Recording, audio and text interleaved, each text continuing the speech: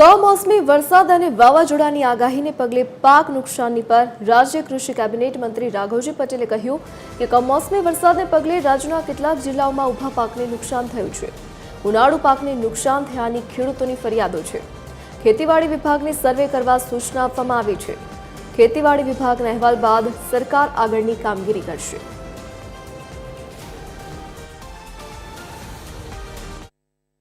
હવામાન ખાતાની વાવાઝોડાને લઈ અને જે આગાહીઓ આવી રહી છે, વખતો વખતની સરકારની સ્ટેન્ડિંગ સૂચનાઓ જ હોય છે કે હવામાન ખાતાની આગાહી આવે કે તુરત જ યાર્ડના સત્તાવાળાઓએ યાર્ડમાં કોઈ માલ બગડે નહીં ખેડૂતોનો, એના માટે સાવચેતીના પગલાં લેવા અને આવા સંજોગોમાં યાર્ડ શક્ય હોય તો બંધ રાખવા।